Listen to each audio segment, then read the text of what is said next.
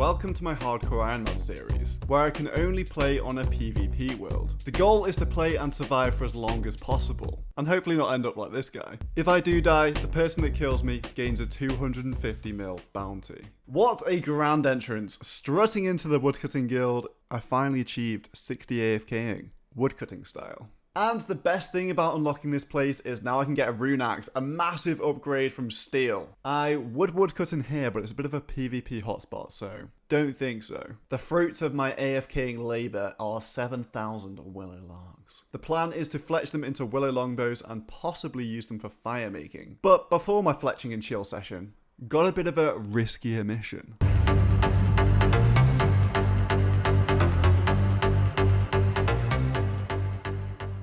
Can't believe I'm about to do this. Banking all my food and gear. Yep, Rogue's Den time, baby. We can't take anything into this minigame, and it's going to help me so much, so I figure it is worth the risk. No one else can take anything in, so I can't get PK'd in here, really. That is stressful. I have had God RNG, though. I think I've done maybe 7 runs, and I've got chests on 5 of them. 5 pieces needed for the kit. I better have all 5. If you didn't know already, the Rogue's equipment gives you double loot when pickpocketing any NPC in RuneScape, so it's going to be very useful for making GP and thieving from master farmers. Also going to be useful for going incognito. Last time I was complaining about strawberry seeds. They're dead. But with my new Rogue's outfit, we're going to be getting double. But of course, the main reason for getting the Rogue's outfit is to make money. My cash stack is looking low as well. 56k is not cutting it for my big plans. I figure thieving for cash is pretty good as well because I'm efficiently training my levels up.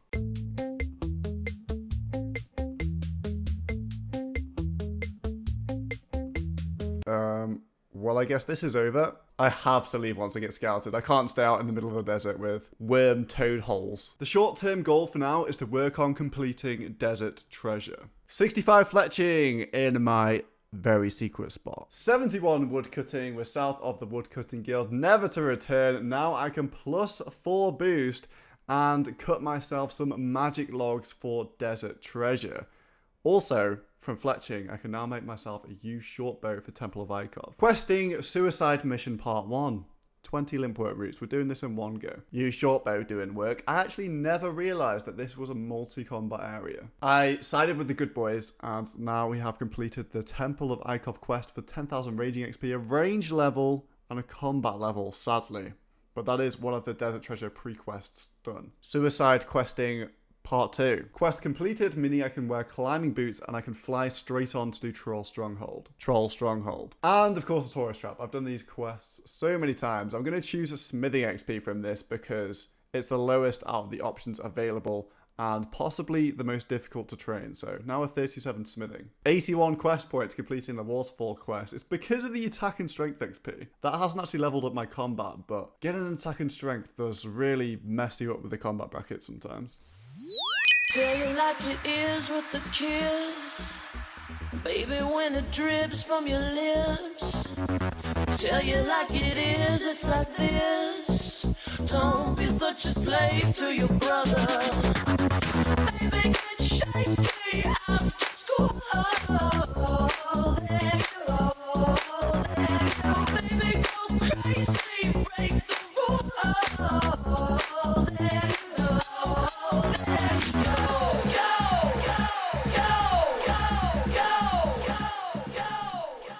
I then had to go on a brief detour, doing the Golem, Demon Slayer and Shadow of the Storm, before completing the Recipe for Disaster subquest for Evil Dave. The reason I want to do this is for spicy stews to boost my woodcutting level so I can cut my magic logs. David, get this down your neck. There we go. Spicy stews have been unlocked. I can now +5 boost any skill in the game, and we also get further access to the Coloromancer's chest, which is always nice. Good morning, what would I like? I am going to have to make like 100 stews because we're going to be boosting for 12 magic logs now. If you've ever cut a magic tree in your life, you'll know that they cut extremely slowly and I have to boost up to be able to cut them, so this might take a while. There we go, 75 wood cutting. Let's get some logs. First round for 1 log. Hopefully this doesn't take too long.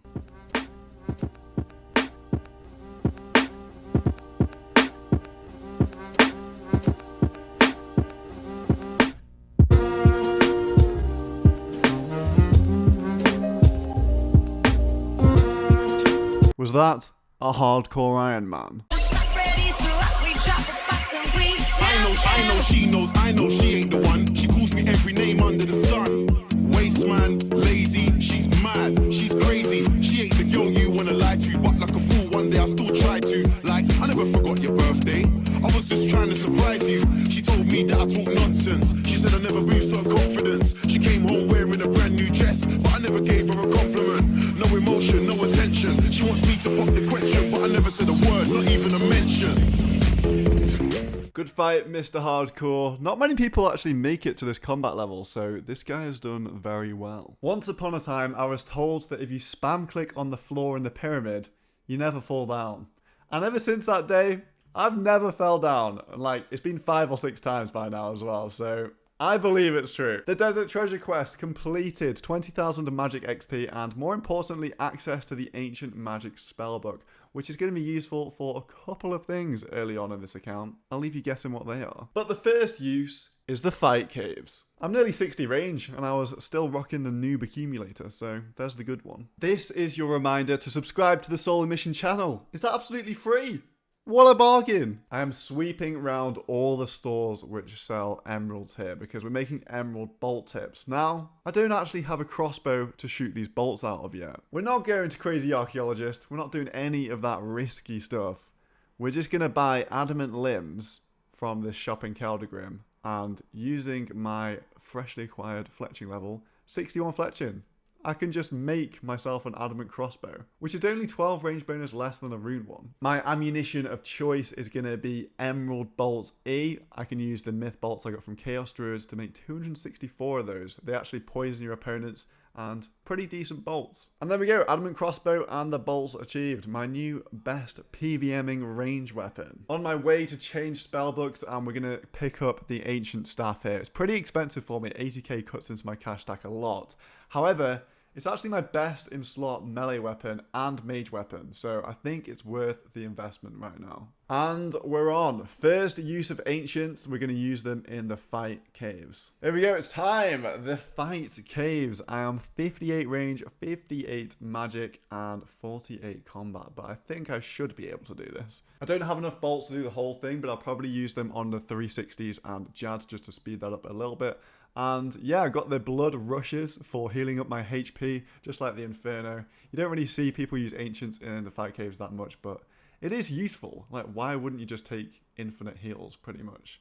So hopefully I don't use all these runes, because that is expensive. Obviously going to be using the bone crossbow for all the little minions, as it is basically free. Things going okay so far. We've made it to wave 31, which means I now get to kill these mages. I have the pleasure of attacking these 240 defense monsters, which is why I've brought the poison along, because, yeah, I'm barely going to hit, so I may as well speed up this process. And if I just want to chill, poison. Oh my god. The PvP worlds, I swear they have more lag. Nice one. And that is the reason I brought the blood spells. In an ideal world, I really don't want to use any sharks when I'm doing this, because they are kind of limited. I got them from the Forthos grubby chest, so I want to hold on to those if I can. Hey, 59 magic. I'm actually getting a lot of XP inside here.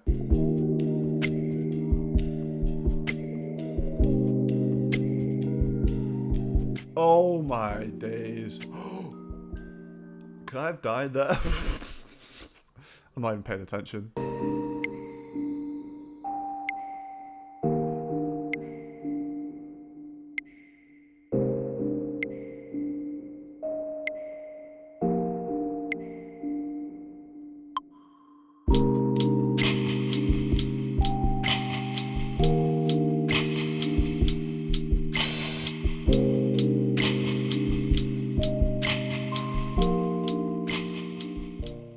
Right, I'm actually very close to advancing a range level and a combat level, so I think I'm actually going to leave that there. And he's going to die to poison. There it is. Jad is dead. Now, hopefully there's no one outside for me. Oh, very good. Okay. This is a safe zone, so we're pretty chilling. This will be a good Slayer task in the future. Fire Cape is done on the hardcore Iron Man. And 48 combat we are. Not exactly a flex now that people have got it on a level 3, but it's Not a bad achievement for myself. The cape is actually my best for tanking until I get an Inferno cape because of the plus 11 magic defense and all the other defenses. And we've got prayer, strength, everything. This thing probably is not going to leave my bag. One other benefit of the fire cape is we show it to this guy, and then now we've got a whole new area to explore. It's going to be so useful for all my Iron Man adventures. Why is there a hardcore here? What? Baby, get shaky after school.